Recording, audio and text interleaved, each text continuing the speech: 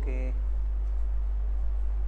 Hello everyone, welcome to Prayag study. मैं हूं आपका ट्यूटर आशीष श्रीवास्तव और आज हम लोग बात करने वाले हैं क्लास 9th के सोशल साइंस के हिस्ट्री के फर्स्ट चैप्टर के बारे में, जिसका नाम है द फ्रेंच रेवोल्यूशन।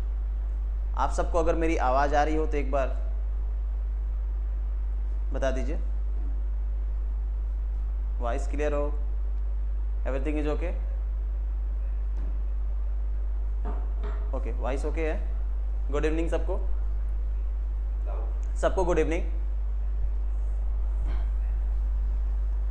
ओके,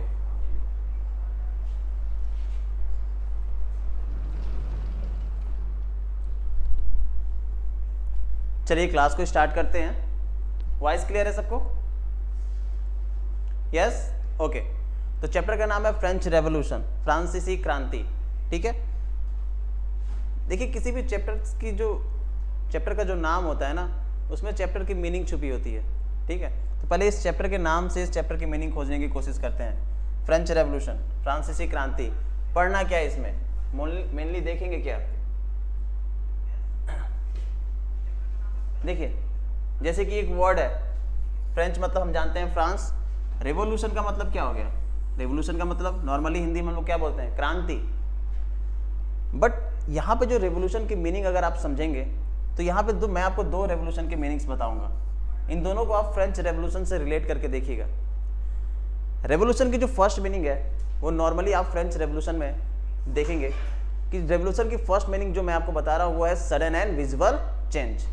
और आप फ्रेंच रेवोल्यूशन में इस चीज़ को देखेंगे कि फ्रांस में लगातार बहुत सारे चेंजेस होंगे, बहुत सारे चेंजेस। गवर्नमेंट बार बार क्या होगी? बदलेगी। तो ऐसे चेंजेस क्या कहलाते हैं? रेवोल्यूशन कहलाते हैं। डेट्स वाई यहाँ पे क्या लिखा है? French revolution. प्लस इस रेवोल्यूशन की एक और मीनिंग होती है क्या? Distribution of power from less people to the more people. शक्ति का बंटवारा कम लोगों से ज्यादा लोगों में। नॉर्मली हम देख सकते हैं कि फ्रांस में क्या था? मोनार्की। और मोनार्की से पावर निकल के कहाँ चला जाएगा? मोनार्की से पावर निकल के चला जाएगा कॉमन पीपुल्स के हाथ में। तो ये फ्रेंच रेवोल्यूशन में इस रेवोल्यूशन की मीनिंग हो गई। ठीक है, मे भी आपको समझ में आ गया होगा। चलिए आगे देखते हैं हम लोग को पढ़ना क्या है इसमें। ये हमारा स्टडी अप्रोच रहेगा। नॉर्मली हम लोग देखेंगे कि फ्रेंच रेवोल्यूशन के कारण क्या रहे, जैसे सोशल, इकोनॉमिकल और पॉलिटिकल कॉजेस के बारे में बात करेंगे, ग्रोइंग ऑफ मिडिल क्लास के बारे में बात करेंगे, प्लस फ्रेंच रेवोल्यूशन में जो फिलोसफर्स का डिस्ट्रीब्यूशन रहा है उनके बारे में हम लोग बात करेंगे। आउटब्रेक ऑफ रेवोल्यूशन, रेवोल्यूशन कैसे स्टार्ट हुआ उसके बारे में देखेंगे। French become a constitutional monarchy, ये वर्ड आपके लिए बहुत इंपॉर्टेंट होगा कि कॉन्स्टिट्यूशनल मोनार्की क्या होती है। इस चीज़ को भी हम लोग यहाँ पे देखेंगे कि कॉन्स्टिट्यूशनल मोनार्की क्या है। ठीक है, फिर देखिए France abolish the monarchy and become Republic. तो एक वर्ड यहाँ भी आपको मिल गया, रिपब्लिक, ये भी आपके लिए एक इंपॉर्टेंट है। फिर रिम ऑफ टेरर के बारे में बात करेंगे। डायरेक्टरी रूल इन फ्रांस, आप देखते चलिए गवर्नमेंट कैसे चेंज हो रही है। Reign of terror, directory rule, women revolution, evolution of slavery, revolution in everyday, और फिर लास्ट में नेपोलियन बोनापार्ट। और फिर लास्ट में हम लोग देखेंगे कि फ्रेंच रेवोल्यूशन की लेगेसी क्या रही। उन सारी चीज़ों को इस चैप्टर में हम लोग को क्या करना है? पढ़ना है। ठीक है, क्लियर है? चलिए इंट्रोडक्शन की मैं बात करूं तो जैसे ही आप अपना एनसीईआरटी का चैप्टर खोलेंगे, फ्रेंच रेवोल्यूशन का फ्रंट पेज, उसमें इस चैप्टर का इंट्रोडक्शन है। कहानी स्टार्ट होती है 14 जुलाई 1789 से, जब पेरिस के लोग सोकर उठते हैं तो उनको एक र्यूमर सुनाई देता है कि राजा ने किसका ऑर्डर दिया हुआ है? ओपन फायर का ऑर्डर दिया हुआ है, जो भी रिवोल्ट कर रहा है उसके अगेंस्ट। तो लोग डर जाते हैं, प्लस गुस्सा भी होते हैं, और लोग क्या होते हैं? कलेक्ट होकर क्या बनाते हैं? एक अपनी आर्मी बनाते हैं, लोगों की आर्मी बनाते हैं, इसको बोलते हैं पीपल मिलिटिया।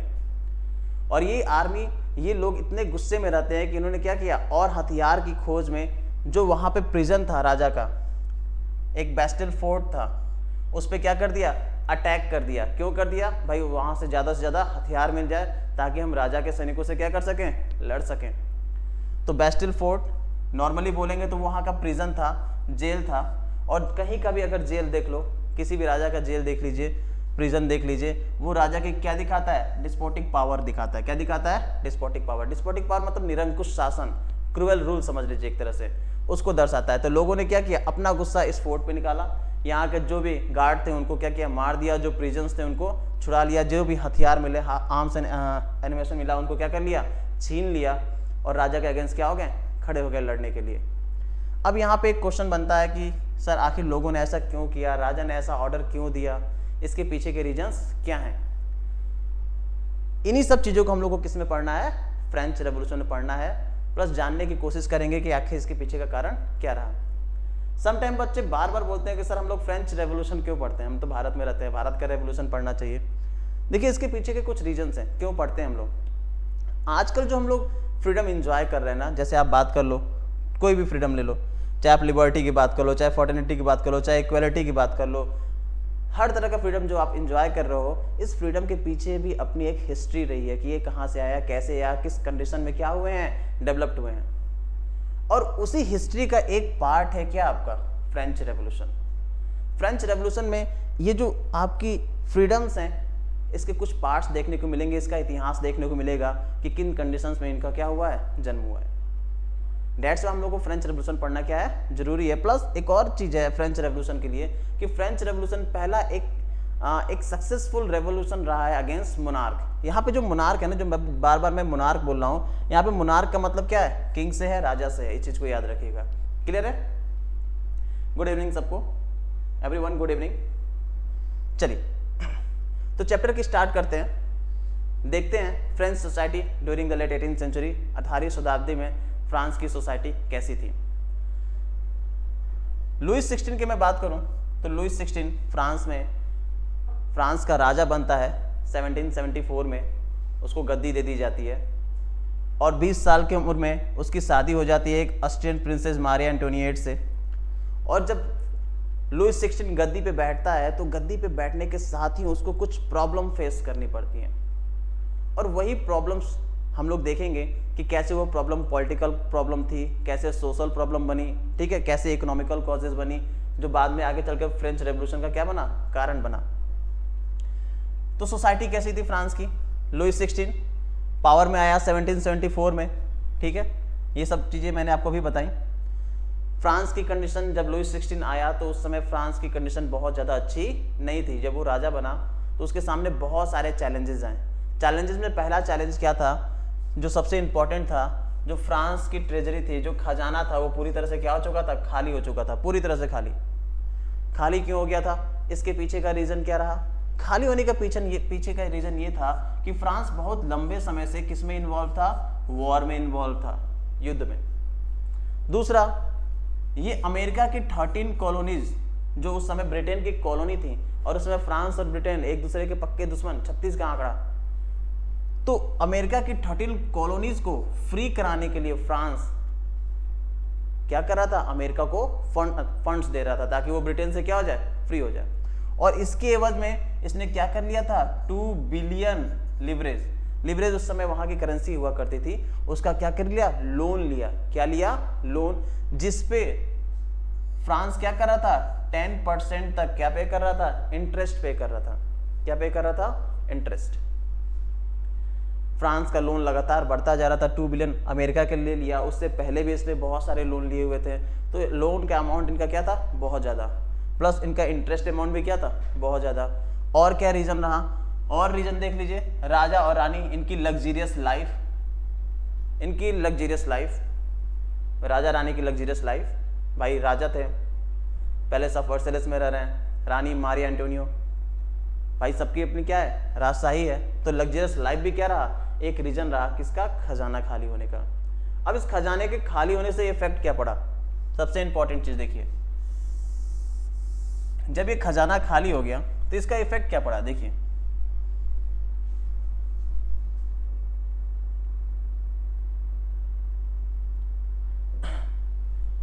जो ट्रेजरी थी जब वो एम्प्टी हो गई तो उसका इफेक्ट क्या पड़ा, ये चीज समझना जरूरी है। जब राजा के पास पैसा नहीं होगा तो वो क्या करेगा, भाई उसके स्कूल है, क्या स्कूल चल पाएंगे, नहीं सर स्कूल नहीं चल पाएगा।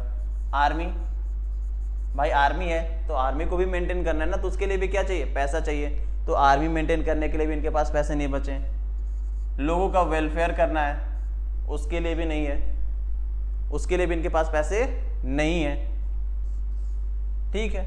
ना यूनिवर्सिटी चलाने का पैसा है, ना ही स्कूल चलाने का पैसा है, ना आर्मी चलाने का पैसा है, ना ही लोगों को वेलफेयर के लिए पैसा है। मतलब पूरी तरह से क्या था, इनके पास पूरी तरह से पैसे का कोई सोर्स नहीं बचा। इनका पूरी तरह से खजाना क्या हो गया, खाली हो गया। पुराने समय में आप लोग देखते हो ना, राजा महाराजाओं का खजाना होता था जिसमें सोना चांदी सब भरा होता था, लेकिन लुईस XVI के साथ ऐसा नहीं था। बेचारे का पूरा खजाना क्या था, खाली। अब इस कंडीशन में इनको ये स्कूल, यूनिवर्सिटीज, आर्मीज, लोगों का वेलफेयर करने के लिए क्या चाहिए, पैसा चाहिए। क्या चाहिए, पैसा। और ये पैसा आए कहाँ, ये पैसा आए कहाँ, ये खजाना आए कहाँ से? तो सोर्स ऑफ इनकम इन लोगों का क्या होता था, टैक्स। क्या होता था, टैक्स। तो लुईस XVI ने क्या डिसाइड किया कि भैया क्या करना है, चलिए टैक्स को क्या कर देते हैं, बढ़ा देते हैं। टैक्स को क्या करते हैं, बढ़ाते हैं। न्यू टैक्सेस को क्या करते हैं, इंट्रोड्यूस करते हैं, जिससे क्या है, पैसा है। और जिससे पैसा आएगा तो फिर क्या कर सकते हैं हम, ये सारे कामों को अच्छे से रन करा सकते हैं। ठीक है, उनकी सोच भी सही थी। ये देख लीजिए, लुईस XVI और मारे एंटोनियो एक साथ पिक्चर्स, शायद आप लोगों को फिर देखने का मौका ना मिले। ठीक है, तो ये सारी चीज़ें जो मैंने आपको बताई, सारी चीज़ें इसमें मैंने क्या की हैं, नोट डाउन कर दिए हैं। आप चाहे तो स्क्रीनशॉट ले सकते हैं, या फिर मैं ये जो PDF इसका मैं अपने टेलीग्राम चैनल पे अपलोड कर दूंगा, आप वहाँ से भी क्या कर सकते हैं, डाउनलोड कर सकते हैं। क्लियर है? गुड इवनिंग सबको। खुशी, सक्षम, यश, साक्षी, सबको गुड इवनिंग बेटा। चलिए, तो ये यहाँ से जो चीज़ें मैंने आपको बताई, सारी चीज़ें इसमें क्या है, मेंशंस हैं। देख लीजिए, टैक्स बढ़ाने, टैक्स इंक्रीज करने के बाद लुईस XVI ने क्या कर दी थी, कर दी थी। तो ये जो रीजन्स हैं, ये जो मैंने आपको कहानी सुनाई, ये नॉर्मली जब हम फ्रेंच रेवोल्यूशन पढ़ते हैं तो इन रीजन्स को हम लोग किस में रखते हैं, पॉलिटिकल कॉजेज में रखते हैं कि ये वो पॉलिटिकल कॉजेज थे फ्रेंच रेवोल्यूशन के, जिसने फ्रेंच रेवोल्यूशन को करने में, फ्रेंच रेवोल्यूशन के स्टार्ट होने में अपना क्या किया, योगदान दिया। ठीक है, चलिए अब इस चीज़ को हम लोग यहीं छोड़ते हैं। लुईस XVI और लुईस XVI के टैक्स की कहानी को हम लोग क्या करते हैं, यहीं छोड़ते हैं। थोड़ा सा आगे बढ़ते हैं और देखते हैं उस समय फ्रांस की सोसाइटी कैसी थी। अब जब इस फ्रांस की सोसाइटी को समझोगे ना, तब ये जो टैक्स बढ़ाने की वजह से जो पूरा मैसअप होगा, पूरा जो बवाल होगा फ्रांस में, आप उसको क्या कर पाओगे, समझ पाओगे। अगर मैं फ्रांस की सोसाइटी की बात करूं, ठीक है, फ्रेंच सोसाइटी, तो आप देखोगे French society during 18th century, 18वीं शताब्दी में जो फ्रांस की सोसाइटी थी वो क्या थी, लगभग वहाँ पे जो ओल्ड रिजिम था, ओल्ड रिजिम मतलब होता है पुरानी परंपराएं, ठीक है ना, जो ओल्ड रिजिम था वो जैसे हमारे यहाँ देखोगे सोसाइटी ब्राह्मण, क्षत्रिय, वैश्य, शूद्र ऐसे डिवीजन में क्या है, डिवाइडेड है ना। उसी तरह यूरोप में या फिर कह सकते हो आप फ्रांस में ये क्या था, डिवाइडेड था। पूरी सोसाइटी 3 पार्ट में डिवाइडेड थी।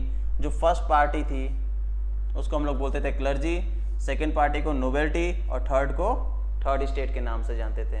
तो जो फर्स्ट स्टेट है या फर्स्ट ग्रुप कह लो, उसमें कौन आते थे, क्लर्जीज आते थे। सेकेंड स्टेट में कौन आते थे, नोबेल्टी आते थे। और जो थर्ड स्टेट हैं उसमें big businessman, merchant, officers, lawyers. और देखो थर्ड स्टेट को 2 पार्ट में डिवाइड किया जा रहा है, एक तो ऊपर वाला जिसमें बिग हैं और दूसरा उसके नीचे देखिए small peasants, landless labour, servant, ETC। तो थर्ड स्टेट को क्या किया गया, 2 पार्ट में। तो फ्रांस की सोसाइटी उस समय क्या थी, 3 पार्ट में डिवाइडेड थी। एक जो थे, जो सबसे ऊपर होते थे उनको बोलते थे क्लर्जी। अब ये क्लर्जी होते कौन थे, ये क्लर्जी कौन होते थे, देख लीजिए यहाँ पे क्लर्जी जो चर्च मैटर में इन्वॉल्व थे, या कह सकते हो जो प्रीस्ट हुआ करते थे, पादरी हुआ करते थे, वो किस में आएंगे, क्लर्जी में आएंगे। या जो चर्च मैटर में इन्वॉल्व होते थे वो किस में आएंगे, क्लर्जी में। सेकेंड स्टेट की अगर मैं बात करूँ, सेकेंड स्टेट में कौन आते थे, सेकेंड स्टेट में आते थे नोबेल्टी।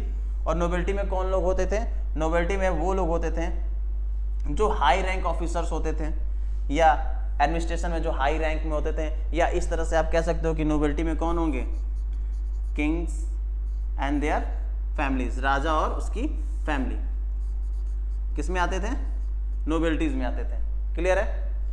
थर्ड स्टेट में कौन कौन आता था भाई, थर्ड स्टेट में मैंने बता दिया, थर्ड स्टेट क्या था, 2 पार्ट में डिवाइडेड था। ठीक है, एक थर्ड स्टेट का अपर पार्ट जिसमें बिग बिजनेसमैन होते थे, और एक स्मॉल जिसमें क्या होते थे, स्मॉल पीजेंट्स, लैंडलेस लेबर, ये क्या होते थे, इंक्लूड होते थे।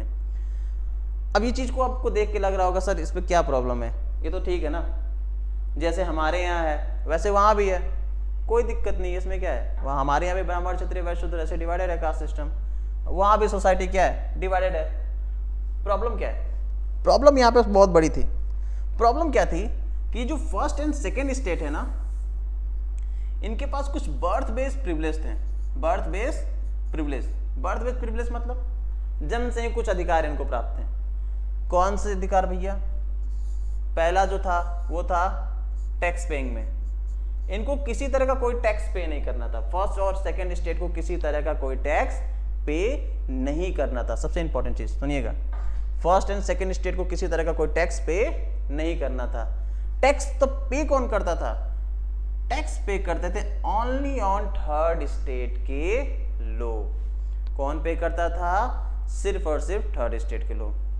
ये सोसाइटी का सबसे बड़ा प्रॉब्लम था फ्रांस की। और लुईस 16 ने क्या बढ़ाने की बात की थी? टैक्स बढ़ाने की बात की थी।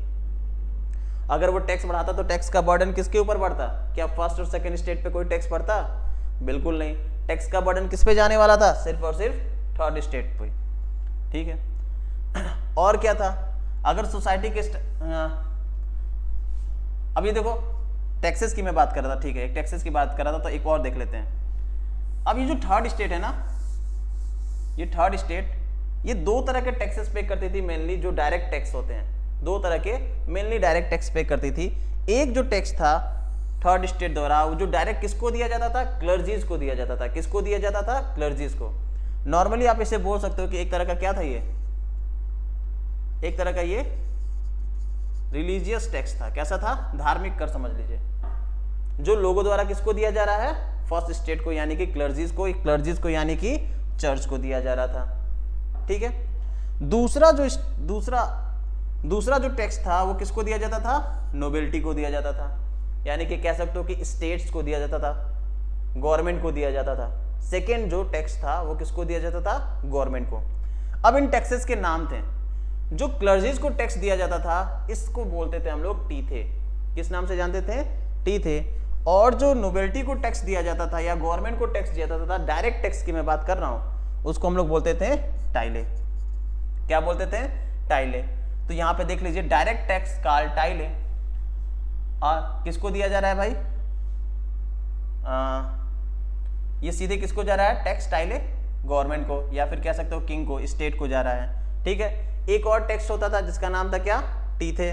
देख लीजिए ये टीथे किसको जा रहा है? डायरेक्ट चर्चेस को जा रहा है। और भी जो डेली वेजेस की चीजें थी, जो डेली यूज की चीजें थी, उसमें भी टैक्सेस लगते थे, जैसे साल्ट है, टोबैको है, इसमें भी क्या था? टैक्सेस था। सोसाइटी की मैं बात करूं, आप देखोगे फ्रांस की सोसाइटी में जो फर्स्ट और सेकेंड स्टेट के लोग थे, फर्स्ट और सेकेंड स्टेट के लोग थे, इनकी जो पॉपुलेशन थी वो कितनी थी? सिर्फ और सिर्फ 10% थी। कितनी थी पॉपुलेशन? सिर्फ और सिर्फ 10%। बट वहीं में लैंड डिस्ट्रीब्यूशन की बात करो तो इनके पास फ्रांस का लगभग 60% लैंड था। कितना था? 60% लैंड। वहीं अगर मैं थर्ड स्टेट की बात करूं तो पॉपुलेशन में थर्ड स्टेट कितने थे? 90%। और इनके पास लैंड कितना था? सिर्फ और सिर्फ 40%। कितना था? 40%। तो ये एक अनइक्वल डिस्ट्रीब्यूशन ऑफ प्रॉपर्टी और लैंड भी आप देख सकते हो। क्लियर है? क्लियर है सबको?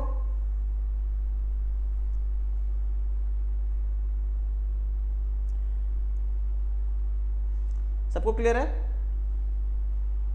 एक बार बता दीजिए क्लियर हो तो चीजें इजी हो जाती हैं। ओके,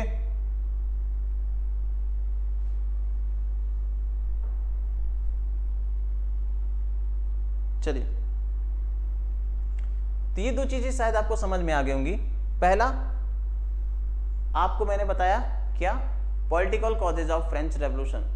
फ्रेंच रेवोल्यूशन का पॉलिटिकल कॉजेज क्या रहा? लुईस 16 टैक्स इंक्रीमेंट की बात। दूसरा आपने देखा कि जो सोशल स्ट्रक्चर है फ्रांस का वो कैसा है? सोसाइटी इन 3 स्टेट्स में डिवाइडेड है, बट ओनली थर्ड स्टेट को क्या पे करना है? टैक्स पे करना है। क्या पे करना है? टैक्स पे करना है। तो ये जो पूरा इवेंट मैंने आपको बताया, इसको हम लोग पढ़ते हैं किसमें? Social causes of French revolution में। आखिर फ्रेंच रेवोल्यूशन के कारणों में कौन कौन से कारण है? तो ये क्या हो गया आपका? एक सामाजिक कारण। क्लियर हो गया? ये तो फ्रांस में ये सारी बातें हो रही थी कि ऐसे करना है। लुईस 16 के पास पैसा नहीं है, लुईस 16 ने टैक्स बढ़ाने की बात कर दी, और टैक्स सोसाइटी में सिर्फ और सिर्फ कौन पे कर रहा है? थर्ड स्टेट पे कर रहे हैं। कौन पे कर रहा है? Third state.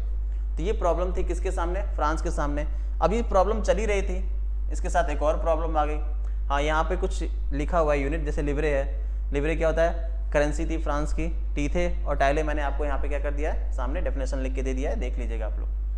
चलिए, अब ये सारी प्रॉब्लम्स हो रही थी फ्रांस में ड्यूरिंग दैट टाइम 1789 में कि टैक्स बढ़ाना है, सोसाइटी में ये प्रॉब्लम है और थर्ड स्टेट की ओर क्या कर रही है, टैक्सेस पे कर रही है।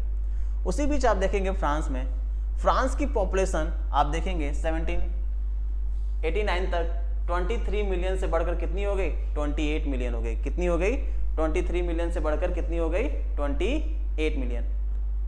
अब लग रहा होगा कि सर ये 5 मिलियन ही तो है। 5 मिलियन मतलब बहुत बड़ी बात होगी। यूरोपियन कंट्री में 5 मिलियन पॉपुलेशन बढ़ना बहुत बड़ी बात है।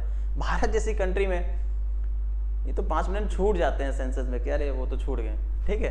तो यहाँ पे देखोगे पॉपुलेशन कितनी हो गई भैया, 23 मिलियन से बढ़कर कितनी हो गई, 28 मिलियन हो गई। ये एक ह्यूज पॉपुलेशन थी फ्रांस के लिए।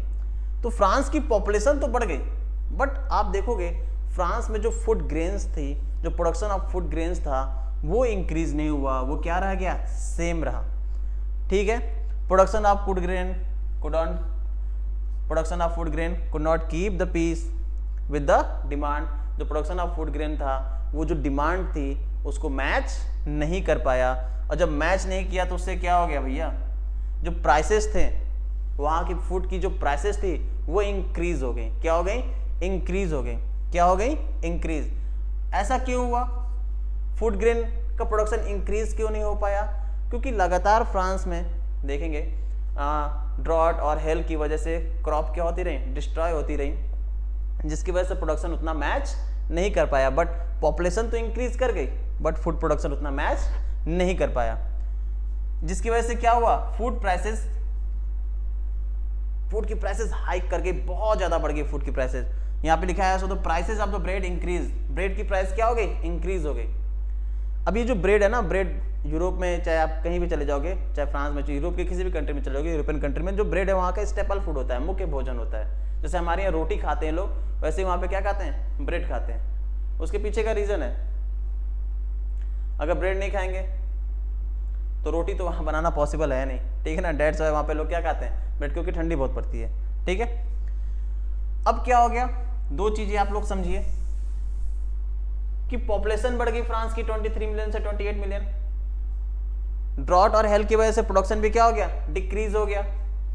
प्राइस ऑफ ब्रेड्स क्या हो गए, इंक्रीज हो गए। जो फ्रांस में वर्कर्स काम कर रहे थे उनकी वेजेस नहीं बढ़ रही थी। जो मालिक थे उनका प्रोडक्शन बढ़ रहा है, उनका प्रॉफिट बढ़ रहा है, लेकिन जो वेजेस थे वर्कर्स के वो क्या थे, सेम के सेम, वो इंक्रीज नहीं कर रहे थे। फूड प्राइस इंक्रीज कर रही है, बट वर्कर्स के वेजेस क्या है, सेम है, जिसकी वजह से फूड क्राइसिस बन गया पूरे फ्रांस में। क्योंकि जब फूड प्राइसेस बहुत ज़्यादा हाइक हो गए और हमारे पास खरीदने तक के पैसे नहीं है, लोग भूखे मरने लगे। क्यों, पॉपुलेशन बढ़ गया, डिमांड बढ़ गया, और जब डिमांड बढ़ जाएगा तो चीज़ें क्या हो जाएंगी, महंगी हो जाएंगी। इकोनॉमिक में बहुत अच्छा कॉन्सेप्ट है किसका, डिमांड एंड सप्लाई का। जब डिमांड बढ़ जाए और सप्लाई कम होती है, उस समय किसी भी चीज़ की प्राइस क्या हो जाएगी, बढ़ जाएगी। और उसी का उल्टा, जब डिमांड कम है और सप्लाई ज़्यादा है तो प्राइसेस क्या हो जाती हैं, लो हो जाती हैं। क्या हो जाती हैं, लो। कभी भी देखिएगा आप लोग। तो यहाँ पे क्या था, डिमांड ज़्यादा और सप्लाई कम, ब्रेड की प्राइसेस क्या हो गई, बढ़ गई। वर्कर्स की वेजेस फिक्स हैं, वेजेस नहीं बढ़ रही है, प्राइसेस बढ़ गई। इससे हुआ क्या, लोग अपने जीवन जीने के लिए जो खाना होता है वो तक नहीं खरीद पा रहे थे। ऐसी कंडीशन आ गई थी कहाँ पे, फ्रांस में। और इस कंडीशन को हम लोग बोलते हैं सब्सटेंस क्राइसिस। क्या बोलते हैं, सब्सटेंस क्राइसिस। तो सब्सटेंस क्राइसिस होता क्या है, यहाँ देख लीजिएगा। Subsistence crisis, an extreme situation where the basic means of livelihoods are in dangers. जब जीवन जीने के लिए पर्याप्त जरूरत चीज़ें लोग ना खरीद पाएँ, ना पा पाएँ, तो ऐसी कंडीशन जब कहीं बनती है तो उस कंडीशन को हम लोग क्या बोलते हैं, सब्सटेंस क्राइसिस के नाम से जानते हैं। तो फ्रांस में सब्सटेंस क्राइसिस का कंडीशन क्या हो गया था, खड़ा हो गया था। इतना समझ में आ गया सबको, ठीक है। चलिए आगे बढ़ते हैं। अब चीजों को समझिए। 3 इवेंट्स मैंने आपको बताए। एक बताया शुरू में पॉलिटिकल कॉजेस, जिसमें लुईस 16 ने टैक्स बढ़ाने की बात की थी। दूसरा बताया मैंने आपको सोसाइटी का स्ट्रक्चर, सोसाइटी का स्ट्रक्चर कैसा था और टैक्सेस कौन पे कर रहे थे। और तीसरी प्रॉब्लम ये बता दी मैंने कि उस पीरियड में 1789 के समय में जो लोग किससे गुजर रहे थे, सब्सटेंस क्राइसिस से गुजर रहे थे। क्यों कि इकोनॉमिकल फेल हो गई थी, इकोनॉमिकली पूरी तरह से फेल हो गई थी कौन, फ्रांस। फूड प्राइसेस क्या हो चुके थे, बहुत ज़्यादा बढ़ चुके थे, और इसको हम लोग बोलते हैं economical causes of French revolution. इस चीज़ को याद रखिएगा, इसको बोलते हैं क्या, economical causes of French revolution. Exam में अक्सर पूछता है कि फ्रेंच रेवोल्यूशन के कॉजेज बताइए या explain the causes of French revolution, तो आप लिखोगे सोशल, इकोनॉमिकल और पॉलिटिकल कॉजेज। तो सोशल कॉजेज में स्टेट के बारे में लिखेंगे, पॉलिटिकल कॉजेज में लुईस 16, ट्रेजरी का खाली होना, टैक्स इंक्रीज करना, वो आ जाएगा, और इकोनॉमिकल कॉजेज में आप सब्सटेंस क्राइसिस के बारे में क्या करेंगे, लिखेंगे। क्लियर है? तो ये तीनों चीजें मैंने आपको समझा दी कि फ्रांस की सोसाइटी कैसी थी उस समय during the 18th century. France की सोसाइटी में बहुत ज़्यादा प्रॉब्लम्स थी, राजा के पास पैसे नहीं थे, टैक्स इंक्रीज करने की बात हो रही थी, लोगों के पास खाने के लिए नहीं थे। भाई फर्स्ट और सेकंड स्टेट जो प्रिविलेज क्लास है वहाँ पे, उसको खाने की कभी कोई दिक्कत नहीं होनी है, प्लस उसको कोई टैक्स भी नहीं पे करना है, तो टैक्स बढ़े चाहे घटे फर्स्ट और सेकंड स्टेट को कोई मतलब नहीं है। प्रॉब्लम किसको होनी है, थर्ड स्टेट को, और वो थर्ड स्टेट किससे गुजर रही है, सब्सटेंस क्राइसिस से। और इस कंडीशन में ना ही उनके वेजेस बढ़ रहे हैं, बट फूड प्राइसेस क्या हो रही हैं, बढ़ती जा रही हैं, बट उनके वेजेस नहीं बढ़ रहे हैं, तो लोग अपना खाने के लिए खाना नहीं खरीद पा रहे हैं। और राजा ने उस कंडीशन में क्या बोला है कि भैया हम आपका क्या बढ़ाएंगे, टैक्स बढ़ाएंगे। इससे लोगों में क्या हो गया, बहुत हाइक खड़ा हो गया था। जो लोग थे राजा के एकदम बिल्कुल अगेंस्ट थे, उनको बस एक बूम चाहिए था जिससे वो क्या हो जाए, राजा को गद्दी से उखाड़ के फेंक दे। ठीक है, अब वो बूम उनको मिलेगा कैसे, उन्हीं सब चीज़ों के बारे में बात करेंगे। ठीक है, अब इसको मैंने थोड़ा सा और कैटेगराइज कर दिया है। सम टाइम कभी पूछता है long term causes of French revolution, तो सेम चीज़ है, कुछ चीज़ों आप लोग देख लीजिएगा। ये क्या है, एब्सोल्यूटिज्म हो गया, ओल्ड रिजीम हो गया, टैक्सेशन हो गया, ठीक है, फिलोसफर्स का इन्फ्लुएंस हो गया, ये सब किस में आ जाएंगे, long term causes of French revolution में आ जाएंगे आपके। ठीक है, और उसी तरह पूछता है शॉर्ट टर्म कॉजेज, या फिर इसको बोल सकते हैं इमीडिएट कॉजेज भी हम लोग बोलते हैं। ठीक है, जैसे बैंक करप्सी आ गया, ठीक है, फेमिनिन आ गया, ये सारी किस में आ जाएंगे आपके, short immediate causes of French revolution में क्या किए जाएंगे, कॉजेज काउंट किए जाएंगे, या short term causes of French revolution हम लोग क्या करेंगे, इसको काउंट करेंगे।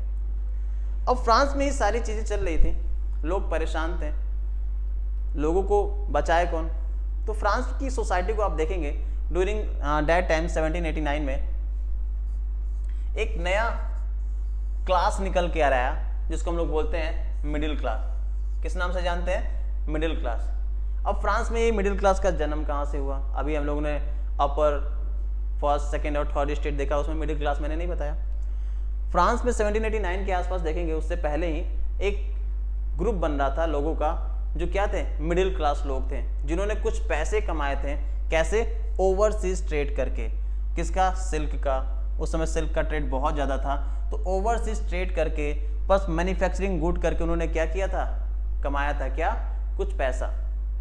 क्या कमाया था, पैसा। उनको हम लोग किस नाम से जानते हैं, मिडिल क्लास। तो उस पीरियड में देखेंगे ग्रोइंग ऑफ मिडिल क्लास, कुछ मिडिल क्लास लोग क्या हो रहे थे, आ रहे थे, और इन मिडिल क्लास लोगों का जो ओपिनियन था, जो बिलीव था, वो बिलीव करते थे, क्योंकि ये एजुकेटेड थे, थोड़ा पढ़े लिखे लोग थे, इनके पास पैसा था, और पैसा आया तो इन्होंने पढ़ाई लिखाई की, तो ये थोड़ा सा एजुकेटेड लोग थे, और ये बिलीव करते थे कि कोई भी सोसाइटी में कोई भी ग्रुप नहीं होना चाहिए, no group in society should be privilege by birth. कोई भी सोसाइटी में ऐसा ग्रुप नहीं होना चाहिए जिससे बर्थ बेस कोई प्रिविलेज मिले। ये बिल्कुल इसके अगेंस्ट है। ठीक है, बात तो सही है कि बर्थ बेस प्रिविलेज किसी के पास नहीं होना चाहिए। ठीक है, अब ये जो थोड़ा लोग पढ़े लिखे थे, इन्होंने बहुत सारे फिलोसफर्स को पढ़ा, और फिलोसफर्स के बहुत अच्छे अच्छे आइडियाज इन लोगों ने क्या किए, अच्छे अच्छे आइडियाज से ये लोग क्या हो गए, इंस्पायर्ड हुए।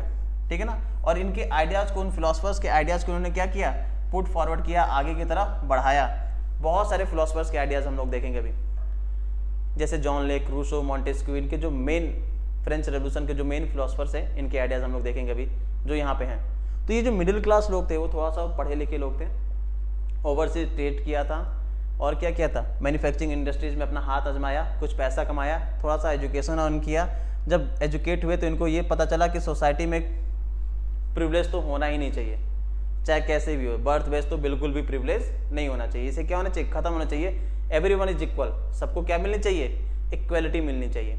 अब इस तरह की चीज़ें इन लोगों ने क्या की, सोची, प्लस इन्होंने फिलोसफर्स पढ़े, उसमें बहुत सारे फिलोसफर्स हुए, उन फिलोसफर्स के आइडियाज़ को क्या किया इन्होंने, स्प्रेड किया, फैलाया लोगों तक कि लोग जान पाएँ कि ये जो प्रिविलेज है वो क्या है, गलत है। अब जो फिलोसफर्स के आइडियाज़ थे ना, वहाँ पे हर जगह फैलाने के लिए लोगों ने तरह तरह के तरीके अपनाए, जैसे बुक्स छपवाया, पम्पलेट छपवाए, चाय पे चर्चा हुई, वहाँ पे बार्बर शॉप में चर्चा हो रही है, हर जगह इन फिलोसफर्स की बातें हो रही हैं। तो कौन थे ये फिलोसफर और इनकी फ़िलॉसफी क्या थी, आइए जान जाते हैं। आखिर इन्होंने कौन कौन से ऐसे आइडियाज़ दिए जो लोगों को इतने पसंद आए, जिसकी वजह से फ्रांस में क्या हो गया, रेवोल्यूशन हो गया। ये कुछ खास और बहुत इंपॉर्टेंट फिलोसफर्स हैं जिनके बारे में हम लोग बात कर रहे हैं, जिनके आइडियाज़ को, जिनके कॉन्सेप्ट को आज भी लोग क्या करते हैं, मानते हैं। जैसे देख लीजिए, जो पहले हैं, इन महाशय का नाम क्या है, जॉन लेक। जॉन लेक ने अपनी एक किताब लिखी, उस बुक का नाम था क्या, true treaty of government, true treaty of government. और इसमें क्या किया, इन्होंने क्रिटिसाइज किया किसका, the doctrine of divine and absolute right of the monarch. इन्होंने डॉक्ट्रिन ऑफ डिवाइन मतलब इन्होंने माना कि जो डिवाइन राजा क्या है, डिवाइन पावर नहीं है, राजा भगवान का रूप नहीं है, उसे खत्म करो। और ये किसके थे, किसके अगेंस्ट थे, absolutism, rights of absolute right of monarch के क्या थे, अगेंस्ट थे। इनका मानना था कि मोनार्क के पास एब्सोल्यूट राइट नहीं होने चाहिए। एक सेकेंड,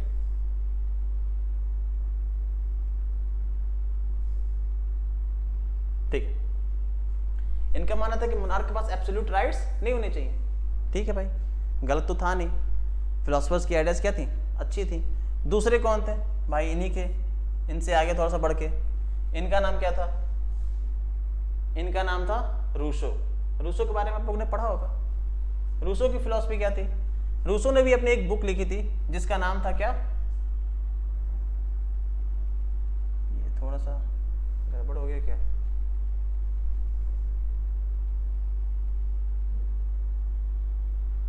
जी, रूसो की बुक का नाम क्या था, रूसो की बुक का नाम था सोशल कॉन्ट्रैक्ट। क्या नाम था, सोशल कॉन्ट्रैक्ट। तो जॉन लेक से एक कदम आगे बढ़कर इन्होंने सोचा और बताया कि जो गवर्नमेंट है ना, कोई भी हमारे ऊपर ऐसे आके राज नहीं कर सकता। गवर्नमेंट और लोगों के बीच में क्या होना चाहिए, एक सोशल कॉन्ट्रैक्ट होना चाहिए। क्या होना चाहिए, सोशल कॉन्ट्रैक्ट। और इस चीज को उन्होंने किस में लिखा, अपनी बुक सोशल कॉन्ट्रैक्ट में लिखा, which propose a form of government based on the social contract between people and their representative. उन्होंने कहा कि गवर्नमेंट कैसी होनी चाहिए, गवर्नमेंट होनी चाहिए लोगों और गवर्नमेंट के बीच क्या होना चाहिए, एक सोशल कॉन्ट्रैक्ट होना चाहिए। नॉर्मल सी बात है, यहाँ पे जब रिप्रेजेंटेटिव की बात आ रही है तो इन्होंने एक कॉन्सेप्ट आप वहाँ से देख सकते हो, डेमोक्रेसी, हल्की फुल्की झलक डेमोक्रेसी की यहाँ पे आपको देखने को मिल जाएगी। जो तीसरे थे उनका नाम था मॉन्टेस्क्यू। इन्होंने अपनी बुक लिखी जिसका नाम था स्पिरिट ऑफ लॉज। और स्पिरिट ऑफ लॉज में इन्होंने क्या बोला, डिवीजन ऑफ पावर के बारे में बोला। उन्होंने कहा कि जो पावर है ना वो किसी एक आदमी के हाथ में सेंट्रलाइज नहीं होनी चाहिए, power must be divided in different parts. तो इन्होंने बताया कि पावर किस किस पार्ट में डिवाइड होनी चाहिए, लेजिस्लेचर और एग्जीक्यूटिव और जुडिशरी के बीच में क्या होनी चाहिए, डिवाइड होनी चाहिए। तो तीनों फिलोसफर्स की आइडियोलॉजी समझिए। जॉन लेक ने क्या कहा कि absolutism is wrong, absolute power of monarch is wrong, absolute power monarch का नहीं होना चाहिए। उसी से एक कदम आगे बढ़ के रूसो ने क्या कहा कि गवर्नमेंट कैसी होनी चाहिए, गवर्नमेंट और लोगों के बीच में क्या होना चाहिए, एक सोशल कॉन्ट्रैक्ट होना चाहिए। एक झलक आपको डेमोक्रेसी की इसमें देखने को मिलेगी। सोशल कॉन्ट्रैक्ट गवर्नमेंट और लोगों के बीच कब होगा, जब डेमोक्रेसी होगी। राजतंत्र में तो ऐसा पॉसिबल है नहीं। तीसरा, मॉन्टेस्क्यू ने कहा कि जो गवर्नमेंट बने ना, उस गवर्नमेंट के हाथ में, सिंगल आदमी के हाथ में पावर बिल्कुल नहीं होनी चाहिए। Government power must be divided in legislative, executive and judiciary. कार्यपालिका, विधायिका और न्यायपालिका के बीच में शक्तियों का क्या हो जाना चाहिए, पावर्स का क्या हो जाना चाहिए, डिवीजन हो जाना चाहिए। ये किसने बताया, मॉन्टेस्क्यू। और इस तरह के और भी बहुत सारे फिलोसफर्स थे, लेकिन ये मेन है, आगे जाके इनको और आप पढ़ेंगे। इन सारे फिलोसफर्स के आइडियाज जब लोगों तक पहुंचाए गए तो लोगों को ये आइडियाज बहुत पसंद आए। उन्होंने समझा कि हाँ ये बात क्या है, सही है, ये बात क्या है, सही है। और ये जब कहानियां चल रही थी, लोग वैसे ही परेशान थे, राजा से भूखे मर रहे थे, खाना उनके पास नहीं था, फिलोसफर्स की बातें उन्होंने सुनी, राजा के अगेंस्ट उनका एंगर वैसे भी बढ़ा हुआ था, सब कुछ चल रहा था। और उसी बीच लुईस 16, अभी शुरू में मैंने आपको बताया था ना, लुईस 16 ने क्या किया, एक बात कह दी कि सर हमें क्या करना है, टैक्स बढ़ाना है। क्या बढ़ाना है, टैक्स बढ़ाना है। अब सोचिए लोगों का गुस्सा कहाँ तक पहुँचा होगा। पॉलिटिकल कॉजेज में मैंने आपको बताया था, सोसाइटी में लुईस 16 के सामने समस्याएं थी और उन समस्याओं से निपटने का उसके पास एक ही साधन था, क्या करना, टैक्स बढ़ाना। बट टैक्स कौन पे कर रहा था, वो मैंने हम लोगों ने देखा सोशल कॉजेज में टैक्स पे कर रहे थे सिर्फ और सिर्फ कौन, थर्ड स्टेट के लोग। बट थर्ड स्टेट के लोग सब्सटेंट क्राइसिस से भी तो गुजर रहे थे, जो इकोनॉमिकल कॉजेज है। तो उसकी वजह से क्या हुआ, आप देखेंगे थर्ड स्टेट पूरी तरह से क्या हो रही थी, प्रॉब्लम में फेस थी। अब उनको थोड़ा सा होप दिख रहा था, किस फॉर्म में, इन फिलोसफर्स की फिलोसफी के फॉर्म में। इनको लग रहा था कि हाँ ये सारी चीजें क्या होनी चाहिए, एग्जिस्ट करनी चाहिए। Absolute rule of one person, monarchy क्या है, गलत है। गवर्नमेंट और पीपल्स के बीच में क्या होना चाहिए, सोशल कॉन्ट्रैक्ट होना चाहिए। उनको भी लग रहा था कि power must be divided in executive, legislature and judiciary. ये सारी चीजें तो हो ही रही थी। फिर जो नेक्स्ट टॉपिक आपका है वो क्या है, आउटब्रेक ऑफ रेवोल्यूशन। आपको शुरू में मैंने बताया था पॉलिटिकल कॉज में लुईस 16 ने किसकी बात कर दी थी, टैक्स बढ़ाने की बात की थी। किसकी बात की थी, टैक्स बढ़ाने की। बट फ्रांस में एक ओल्ड रिजिम था, पुरानी परंपरा थी कि जो राजा है, जो मोनार्क है, जो किंग है, वो अपने मन से सिर्फ अकेले अपने विल से टैक्सेस को बढ़ा नहीं सकता, अपने विल से टैक्सेस को बढ़ा नहीं सकता। उसके लिए उसको क्या बुलानी पड़ेगी, उसको बुलानी पड़ेगी स्टेट जनरल की मीटिंग।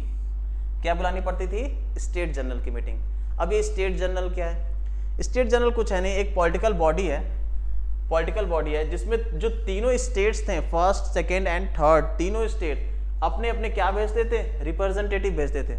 अब ये रिप्रेजेंटेटिव कैसे होते थे, उस स्टेट के जो सबसे पढ़े लिखे लोग, सबसे अमीर लोग जो होते थे, वही क्या होते थे, एज ए रिप्रेजेंटेटिव इसमें आते थे। तो आप देखेंगे 1789 में लुईस 16 ने क्या कहा कि हम क्या बुलाएंगे, हम बुलाएंगे स्टेट जनरल की मीटिंग। और इससे पहले स्टेट जनरल की मीटिंग कब हुई थी पता है आपको, इससे पहले 1614 में 1614-15 में स्टेट जनरल की मीटिंग हुई थी। तो सोच लीजिए स्टेट जनरल कितनी इंपॉर्टेंट पॉलिटिकल बॉडी रही है वहां पे। लगभग 174-175 साल बाद फिर से क्या हो रहा है, स्टेट जनरल की मीटिंग हो रही है। किस लिए, टैक्स बढ़ाने के लिए। कहां पे, फ्रांस में। क्यों स्टेट जनरल की मीटिंग हो रही है, क्योंकि सर लुईस 16 सिर्फ अपने मन से टैक्स को इंक्रीज नहीं कर सकता था। क्यों, क्योंकि फ्रांस में एक ओल्ड रिजिम थी, पुरानी परंपरा। क्या, monarch did not have a power to impose the taxes, he had to call meeting of the state general। उसे स्टेट जनरल की मीटिंग बुलानी पड़ेगी। और जब स्टेट जनरल की मीटिंग होगी, वहां से टैक्सेस जब पास हो जाएंगे तीनों स्टेट से, तब जाकर टैक्स सोसाइटी में क्या होता था, इम्पोज होता था। ठीक है, तो स्टेट जनरल की मीटिंग बुलाने की बात किसने कर दी, लुईस 16 ने। स्टेट जनरल की मीटिंग कौन बुला सकता था, मोनार्क। मोनार्क मतलब राजा, ठीक है, वहां का राजा बुला सकता था। ठीक है, अब स्टेट जनरल क्या था, एक पॉलिटिकल बॉडी मैंने आपको बताया, जिसमें तीनों स्टेट क्या करते थे, अपने अपने रिप्रेजेंटेटिव को भेजते थे। इसका स्ट्रक्चर समझिए, ये हो गया फर्स्ट स्टेट, ये सेकेंड स्टेट और ये थर्ड स्टेट। जो फर्स्ट स्टेट है उसके कितने रिप्रेजेंटेटिव आएंगे, 300 रिप्रेजेंटेटिव। सेकेंड स्टेट के कितने रिप्रेजेंटेटिव होंगे, ये भी होंगे 300 रिप्रेजेंटेटिव। और थर्ड स्टेट के कितने रिप्रेजेंटेटिव होंगे, 600 रिप्रेजेंटेटिव। आप कहोगे सर ठीक तो है, सब लोग इक्वल तो हैं। नहीं नहीं, यहाँ इक्वल नहीं है, यहीं पे तो घनचक्कर है पूरा, यहीं पे तो सारी प्रॉब्लम्स हैं। कैसी प्रॉब्लम्स हैं, देखिए ये जो 300 पीपल्स है ना, इनके वोट की वैल्यू कितनी है, 1। यहाँ भी 300 पीपल्स के वोट की वैल्यू कितनी है, 1।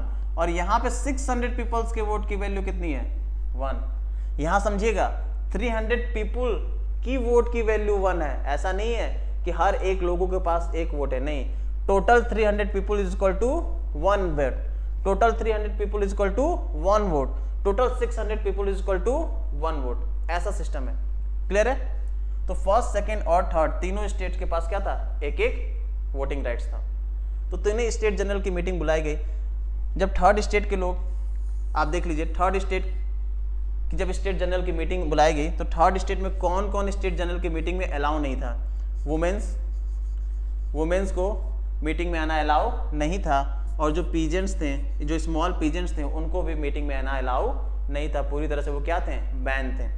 क्या थे, बैन। मे भी मैंने पिक्चर लगाया होगा, शायद पिक्चर नहीं है, चलिए कोई नहीं। तो ये चीजें समझ में आ गई होंगी आपको, फर्स्ट सेकेंड और थर्ड स्टेट, और तीनों स्टेट के पास एक एक वोट। क्लियर हो गया? चलिए इसको मैं फिर से बनाता हूँ, फिर से आपको समझाता हूँ अच्छे से। तो कलर चेंज कर ले, मल्टीपल कलर ले ले।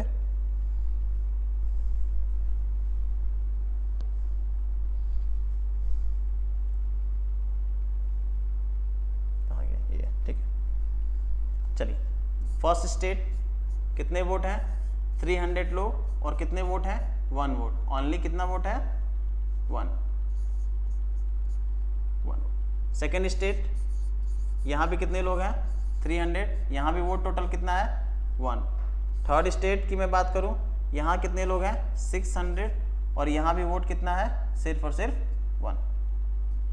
प्रॉब्लम क्या थी? प्रॉब्लम ये थी कि फर्स्ट और सेकेंड स्टेट किसी तरह का कोई टैक्स पे नहीं करते थे। टैक्स कौन पे करता था? सिर्फ और सिर्फ थर्ड स्टेट। अब इस थर्ड स्टेट से कौन से लोग स्टेट जनरल की मीटिंग में नहीं जाएंगे? वुमेन्स और स्मॉल पीजेंट्स बिल्कुल भी स्टेट जनरल की मीटिंग में अलाउ नहीं थे।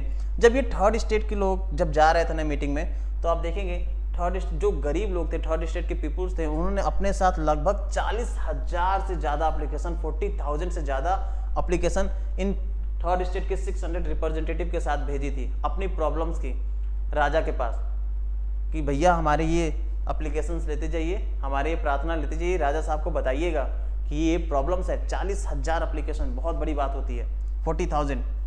ठीक है, ये मीटिंग स्टार्ट हुई। मीटिंग स्टार्ट हुई, कैसे होता था स्ट्रक्चर? देखिए, समझ लीजिए एक हॉल है, यहाँ पे बैठ गया कौन? किंग। इधर बैठते थे फर्स्ट स्टेट, यहाँ बैठते थे सेकेंड स्टेट, इनके लिए चेयर लगी होती थी, और थर्ड स्टेट के लोग पीछे क्या होते थे? खड़े होते थे। क्या होते थे? खड़े होते थे, उनको बैठने की जगह नहीं दी जाती थी। जो थर्ड स्टेट के लोग जब स्टेट जनरल की मीटिंग में पहुंचे ना, फर्स्ट, सेकेंड और थर्ड, तो फर्स्ट स्टेट, सेकेंड स्टेट और थर्ड स्टेट, तो जब मीटिंग स्टार्ट हुई तो थर्ड स्टेट ने मीटिंग स्टार्ट होने से पहले एक शर्त रखी कि जनाब ये जो नियम है ना, जो पुरानी परंपरा है कि 300 people equal to 1 vote, 300 people equal to 1 vote और 600 पीपल इक्वल टू 1 वोट, यहाँ पे आप दोनों लोगों के पास तो प्रिविलेज है ही, आप लोगों के पास तो हमेशा मेजॉरिटी हो जाएगी, आप तो जब चाहे तब क्या कर सकते हो? टैक्सेस बढ़ा सकते हो। तो इस तरह का सिस्टम नहीं चलेगा। उन्होंने कहा क्यों? कहा भैया हम फिलोसफर्स को पढ़ के आए हैं। थर्ड स्टेट ने क्या कहा कि हमने फिलोसफर्स को क्या किया है? पढ़ा है, रूसो, मॉन्टेस्क्यू, जॉन लेक को पढ़ा है, अब हमारा दिमाग खुल गया है। अब इस सिस्टम को क्या करिए? चेंज करिए, इस ओल्ड रिजिम में क्या करिए? चेंजेस लाइए। चेंजेस कैसे?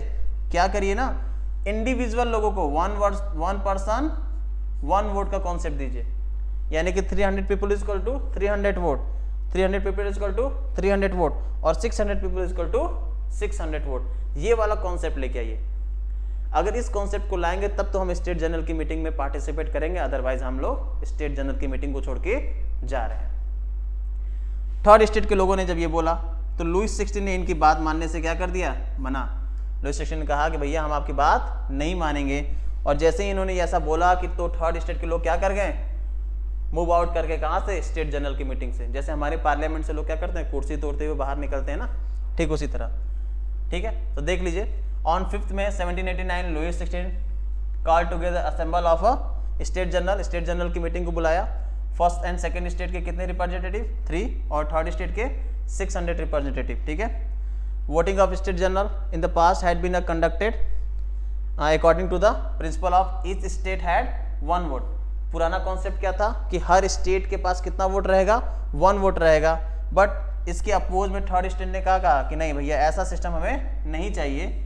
ईच स्टेट नहीं, each member of the state, state के हर एक मेंबर के क्या होनी चाहिए? 1 वोट होनी चाहिए। अब आप कहोगे सर ठीक तो है, अगर सबको 1-1 वोट दे देते तो 600 बराबर हो जाता, टाई हो जाता। ऐसा नहीं था। थर्ड स्टेट के, फर्स्ट और सेकेंड स्टेट के सारे लोग खराब नहीं थे। कुछ लोग ऐसे भी थे जो थर्ड स्टेट से क्या रखते थे? सहानुभूति रखते थे। क्या रखते थे? सहानुभूति। तो मेंबर ऑफ थर्ड स्टेट ने क्या किया? अपनी डिमांड रखी, कहा कि सबके पास क्या होना चाहिए? 1 vote. Each member have 1 vote. Each state नहीं, ईच मेंबर हैव 1 वोट। ऐसा करिए तो हम स्टेट जनरल की मीटिंग में बैठेंगे, अदरवाइज हम क्या कर रहे हैं? जा रहे हैं। लुईस 16 ने इनकी बात मानने से मना कर दिया। और जैसे ही ऐसा हुआ ये लोग क्या कर गए, वॉकआउट कर गए, मूव आउट कर गए और स्टेट जनरल की मीटिंग को क्या कर दिया, छोड़ दिया। इन्होंने स्टेट जनरल की मीटिंग तो छोड़ दिया, उस दिन तो चलो ठीक है कुछ नहीं हुआ। लुईस 16 और फर्स्ट और सेकेंड स्टेट ने मिलकर क्या किया, टैक्सेस क्या कर दिए, इम्पोज कर दिए। क्यों, फर्स्ट स्टेट का 1 वोट और सेकेंड स्टेट का 1 वोट कितना हो गया, 2 वोट हो गया ना भाई, टैक्सेस क्या हो गया, इम्पोज, पास हो गया। बट ये जो थर्ड स्टेट के लोग थे ना, जो निकले थे वहां से गुस्से में कि भैया हम आपका पार्टिसिपेट नहीं करेंगे, लुईस 16 ये नियम क्या है, गलत है, नियम को क्या होना चाहिए, चेंज होना चाहिए। तो इन लोगों ने क्या किया, फिर से एक मीटिंग की, कब, 20 जून को, याद रखिएगा। स्टेट जनरल की मीटिंग कब हुई थी, 5 मई को हुई थी 1789, और ये लोग 5 मई को पार्टिसिपेट नहीं किए। और उसके बाद 20 जून को कहाँ इकट्ठा हुए, पैलेस ऑफ वर्सेलिस के टेनिस कोर्ट में। कहाँ पे, टेनिस कोर्ट में, कहाँ पे, टेनिस कोर्ट में।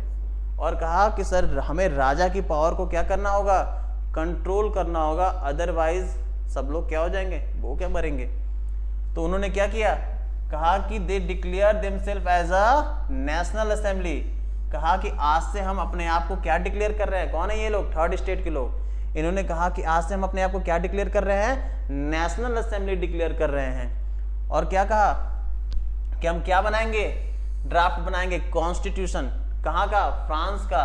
क्यों बनाएंगे, limit the power of the monarch, monarch की पावर को लिमिट करने के लिए। इसी को हम लोग टेनिस कोर्ट ओथ के नाम से भी जानते हैं। ठीक है, ये बहुत इंपॉर्टेंट इवेंट रहा है, बहुत इंपॉर्टेंट क्वेश्चन भी है, अक्सर पूछता है what is tennis court oath, तो आप लोग यहाँ से लिखोगे। ठीक है, तो थर्ड स्टेट के लोग जो स्टेट जनरल की मीटिंग से निकल गए थे, वो 20 जून को फिर से इकट्ठा हुए पैलेस ऑफ टेनिस कोर्ट में, और उन्होंने एक टेनिस कोर्ट ओथ ली, कसम खाई।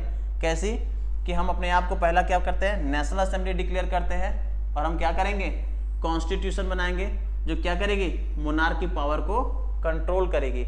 और जब तक हम ये कर नहीं लेते तब तक हम क्या नहीं होंगे, डिसॉल्व नहीं होंगे, तब तक हम हटेंगे नहीं। और इस थर्ड स्टेट को लीड कौन कर रहा था, इस थर्ड स्टेट को लीड कर रहे थे, एक थे मिराबियो, जो कहां से बिलोंग करते थे, ये बिलोंग करते थे नोबेल्टी से, यानी कि सेकेंड स्टेट से। और दूसरे कौन थे, एबेसियस, ये कहां से बिलोंग करते थे, ये बिलोंग करते थे फर्स्ट स्टेट से, ये पृष्ठ थे, क्या थे, पृष्ठ। मिराबियो एक बहुत अच्छे स्पीकर थे, बहुत अच्छा भाषण देते थे, और एबेसियस एक पृष्ठ थे जिन्होंने एक बहुत ही रिवोल्यूशनरी पम्पलेट लिखा था जिसका नाम था व्हाट इज थर्ड स्टेट, जिसमें इन्होंने बताया था कि थर्ड स्टेट क्या होता है, थर्ड स्टेट की प्रॉब्लम्स क्या हैं, तो इन्होंने समझाने की कोशिश की थी। तो दो ऐसे नोबल्स जो मैंने आपको दिखा दिए, जो ऐसे फर्स्ट एंड सेकेंड स्टेट्स के लोग मैंने आपको दिखाए, जो क्या करते थे, बिलीव करते थे कि थर्ड स्टेट के साथ क्या हो रहा है, गलत हो रहा है। ये चीजें समझ में आई आपको, क्लियर है। अब नेशनल असेंबली क्या हो गई, बिजी हो गई। उसने क्या कहा, भैया हम कॉन्स्टिट्यूशन बनाएंगे और मोनार्क की पावर को क्या करेंगे, कंट्रोल करेंगे। अब नेशनल असेंबली किस में बिजी हो गई, कॉन्स्टिट्यूशन बनाने में बिजी हो गई। बट उस समय condition of rest of the France की कंडीशन क्या थी उस समय, आप देखेंगे ठंडी इतनी ज़्यादा, बहुत ज़्यादा ठंडी पड़ी, सीवियर विंटर ने क्या कर दिया, फूड क्रॉप्स को क्या कर दिया, डिस्ट्रॉय कर दिया। इसका रिजल्ट क्या हुआ, increase the prices of breads, breads की प्राइसेस क्या हो गई, हाइक कर गई। जो सप्लाई था ब्रेड का वो कम हो गया, सप्लाई क्या हो गया, कम, और डिमांड क्या हो गई, फिर से ज़्यादा हो गई, क्या हो गई, ज़्यादा हो गई। और जो बेकर्स थे, जो ब्रेड बनाते थे, उन्होंने क्या किया, जो ब्रेड की सप्लाई थी उसको भी क्या कर दिया, रोक दिया। क्यों रोक दिया, ज़्यादा प्रॉफिट कमाने के लिए। क्यों रोक दिया, ज़्यादा प्रॉफिट कमाने के लिए। क्यों, हम स्टॉक होल्ड करके रखेंगे, जब महंगा होगा तब क्या करेंगे, बेचेंगे। आफ्टर द स्पेंडिंग, अब देखो ब्रेड शॉर्टेज थी, घर का काम महिलाएं करती थी, महिलाएं ब्रेड खरीदने जाती थी, लाइन लगी हुई 2 किलोमीटर लंबी ब्रेड शॉप के सामने, और ब्रेड शॉप ऑनर क्या करता था, 2-4 लोगों को ब्रेड देके दुकान बंद, भैया ब्रेड खत्म, ब्रेड खत्म। वो लोग क्या कर रहे थे, स्टॉक कर रहे थे कि भैया हम ब्रेड का स्टॉक रखेंगे, बाद में जब महंगा हो जाएगा तो क्या कर देंगे, बेचेंगे इन्हीं लोगों को। अब इससे क्या हो गया, जो महिलाएं 2-2 किलोमीटर लंबी लाइन लगाती थी ब्रेड के लिए, घर पे बच्चा भूखा, उनको आ गया गुस्सा। उन्होंने क्या किया, ब्रेड शॉप को लूट लिया और दुकानदार को खूब पीटा कि चलो भैया आज तुम खाओ मार, रोज रोज तुम मुझसे झूठ बोल रहे हो, अब लो मार खाओ। ये एक इवेंट शुरू हो गया कहाँ पे, फ्रांस में, ब्रेड शॉप लूटे जाने लगे। एक ऐसा ही इवेंट हुआ कहाँ पे, पेरिस में भी। कहाँ पे, पेरिस में भी 14 जुलाई। लोग जब सो के उठे तो उन्हें गुस्सा आया। शुरू की कहानी बताई थी मैंने, 14 जुलाई जब पेरिस के लोग सो के उठते हैं तो उनको एक रूमर सुनाई देता है कि राजा ने उस पर ओपन फायर का ऑर्डर दिया। याद आ रहा है, लोगों ने क्या किया, बेस्टिलियस फोर्ट को क्या कर दिया था, तोड़ दिया था। वही इवेंट है। तो 14 जुलाई को क्या किया, गुस्साए लोगों ने क्या कर दिया, जो बेस्टिल फोर्ट था उसको भी क्या कर दिया, डिस्ट्रॉय कर दिया। चीजों को समझिए, फ्रेंच रेवोल्यूशन एक ऐसा रेवोल्यूशन नहीं है जो पूरे फ्रांस में एक साथ हुआ। ये इसी तरह छोटे छोटे रेवोल्यूशन है जिनको मिलाकर क्या बनता है, फ्रेंच रेवोल्यूशन बनता है। तो क्या किया, पहला ब्रेड शॉप अटैक हो रहा है, राजा के फोर्ट्स को क्या कर दिया गया, डिस्ट्रॉय कर दिया गया। तो शहरों में ऐसे इवेंट्स हो रहे हैं, जगह जगह ब्रेड के लिए रियोट हो रहा है, राजा के फोर्ट्स को तोड़ा जा रहा है। ये तो शहरों में हो रहा है। गांव में क्या हो रहा है, गांव की अगर मैं बात करूं तो कंट्री साइड में आप देखेंगे, कंट्री साइड को हम लोग क्या बोलते हैं, विलेज बोलते हैं। क्या बोलते हैं, विलेज। ठीक है, कंट्री साइड मतलब विलेज। विलेज में एक र्यूमर स्प्रेड कर गई कि जो विलेज में जो फ्यूडल्स हैं, वहाँ पे फ्यूडल सिस्टम होता था, सामंती व्यवस्था। फ्यूडल सिस्टम क्या होता है समझ लीजिए, जैसे हमारे यहाँ जमींदारी प्रथा होती है ना, उसी तरह वहाँ पे समझ लीजिए एक तरह से फ्यूडल सिस्टम होता है। जो किंग होता है ना, किंग, वो अपनी लैंड को इन फ्यूडल्स को देता है। क्यों देता है, इसके वजह में फ्यूडल्स इनको अपनी आर्मी या अपनी सर्विस देते हैं। और ये फ्यूडल्स क्या करते हैं, इस लैंड पे जो स्मॉल फार्मर होते हैं उनसे क्या करते हैं, काम कराते हैं। समझ लीजिए। तो एक तरह समझिए जो ये फ्यूडल्स है जिनके पास बहुत बड़ा लैंड है, इनके लैंड पे कौन काम कर रहा है, स्मॉल पीजेंट्स और स्मॉल फार्मर्स क्या कर रहे हैं, वर्क कर रहे हैं। अब ये स्मॉल फार्मर और स्मॉल पीजेंट्स इसके लिए इनको क्या दे रहे हैं, रेंट पे कर रहे हैं, और सम टाइम क्या टैक्स करेंगे, टैक्स पे कर रहे हैं। रेंट और टैक्स दोनों पे कर रहे हैं कौन, स्मॉल फार्मर। एक तरह से समझ लीजिए जैसे हम लोग बटिया बोते हैं ना, अधिया बोते हैं, तो अधिया दे दिया और फिर बाद में क्या किया, जो भी क्रॉप होता है उसका आधा हम लोग ले लेते हैं। तो एक तरह से हमने क्या किया, उस जमीन का क्या ले लिया, रेंट ले लिया। ठीक उसी तरह एक तरह से समझ लीजिए, वैसा सिस्टम नहीं था, उससे खराब ये सिस्टम था, बट समझिए एक तरह से कि फ्यूडल्स के फील्ड पे कौन काम कर रहा है, स्मॉल फार्मर, और फार्मर काम करने के बाद में रेंट पे कर रहे हैं और टैक्स भी पेमेंट कर रहे हैं, कभी कभी टैक्स भी पेड कर रहे हैं। तो एक र्यूमर फैली कंट्री साइड में कि जो ये जो फ्यूडल्स है ना, इन्होंने क्या किया, कुछ ब्रिगेड्स को ऑर्डर किया। ब्रिगेड्स मतलब होता है डाकू या लठैत बोल लो, ठीक है। ब्रिगेड्स को क्या किया है, ऑर्डर किया है, कुछ गैंग्स को हायर किया है। किस लिए, ये जो स्मॉल फार्मर्स की जो लैंड है ना, इस पे जो क्रॉप है उसको क्या करने के लिए, डिस्ट्रॉय करने के लिए। क्या करने के लिए, डिस्ट्रॉय करने के लिए। इससे जो स्मॉल पीजेंट्स थे उनको क्या आ गया, गुस्सा। क्या आ गया, गुस्सा। और गुस्साए पीजेंट्स ने इन फ्यूडल्स पे, इन सामंतों पे क्या कर दिया, अटैक कर दिया। इनके घर पे, जिसको चिटॉक्स बोलते थे, उस पे क्या कर दिया, अटैक कर दिया। वहाँ के जितने भी फ्यूडल्स थे, या तो वो फ्रांस छोड़कर भाग गए, या फिर उन्होंने उस जगह को क्या कर दिया, छोड़ दिया। इतने ज़्यादा डर गए थे। तो इस तरह लगभग पूरे फ्रांस में जगह जगह छोटे छोटे ऐसे इवेंट्स होने लगे। जब लुइस 16 के पास ये सारी खबरें पहुंची तो लुइस 16 समझ गया कि अब अगर मैंने कुछ नहीं किया तो ये जो मेरी कुर्सी है ये भी थर्ड स्टेट के लोग क्या होंगे, घींच के लेके चले जाएंगे और मुझे नीचे बैठना पड़ेगा। ठीक है। तो लुइस 16 ने क्या कहा कि भैया इस सारे इवेंट्स को क्या होना पड़ेगा, ख़त्म करना पड़ेगा। ख़त्म कैसी होगी, ख़त्म सिर्फ एक ही आदमी कर सकता था, वो एक ही इंस्टीट्यूशन कर सकता था, जिसका नाम क्या था, नेशनल असेंबली। क्यों, क्योंकि नेशनल असेंबली किसको रिप्रेजेंट कर रहा था, थर्ड स्टेट को। और सारे जो इवेंट्स हो रहे थे, रियोट्स हो रहे थे पूरे फ्रांस में, वो कौन कर रहे थे, थर्ड स्टेट। तो लुइस 16 ने क्या किया, फाइनली थर्ड स्टेट रिकॉग्नाइज कर लिया नेशनल असेंबली को। कहा कि भैया ऐसा है, मैं आपकी बात मानूंगा, आप आ जाइए, जो कहेंगे वो होगा, बट ये सारा जो मैटर है उसको क्या करिए, शांत करिए। ठीक है। 4 अगस्त 1789 को लुइस 16 और नेशनल असेंबली के बीच एक एग्रीमेंट हुआ, एक डिक्री हुई, जिसको हम लोग बोलते हैं अगस्त डिक्री। 4 अगस्त को हुआ था, इसलिए इसको अगस्त डिक्री के नाम से जानते हैं। ठीक है ना। अगस्त डिक्री हुआ जिसपे राजा ने क्या की, नेशनल असेंबली की सारी शर्तों को माना। क्या डिक्री में क्या क्या लिखा हुआ था आप देख लीजिए। एक लॉ, फ्रांस पास्ड लॉ जिससे क्या किया जाए, जो फ्यूडल सिस्टम है उसको क्या कर दिया गया, एबॉलिश कर दिया गया, और जो टैक्सेस थे उनको भी क्या कर दिया गया, खत्म। जो क्लर्जिस्ट थे उनको फोर्स किया गया कि भाई आप जो अपने प्रिविलेज है उसको क्या करिए, छोड़िए, ठीक है। जो रिलीजियस टेक था थे उसको भी क्या कर दिया गया, एबॉलिश कर दिया गया, और चर्च के पास जितनी भी जमीनें थी उनको क्या कर लिया गया, कैप्चर कर लिया गया। क्या कर लिया गया, लुईस 16 नेशनल असेंबली ने जो नियम बनाया था उसके तहत क्या कर लिया गया, स्टेट ने उसको क्या कर लिया, कैप्चर कर लिया। और आपको बिलीव नहीं होगा, चर्चेज के पास उस समय उतनी प्रॉपर्टी थी, इतनी प्रॉपर्टी थी, इतनी प्रॉपर्टी थी कि उससे समझ लीजिए कि पूरे फ्रांस का जो लोन था 2 बिलियन लिवरेज का, वो क्या हो जाता, चुका दिया जा सकता था। इतनी ज़्यादा लैंड किसके पास थी, थर्ड स्टेट के पास थी, ठीक है। ये नेशनल असेंबली के बारे में, ठीक है। टेनिस कोर्ट ओथ सब कुछ लिखा हुआ है यहाँ पे, आप लोग देख लीजिएगा एक बार, ओके, ठीक है। तो आज इस क्लास को हम लोग यहीं रहने देते हैं, ठीक है।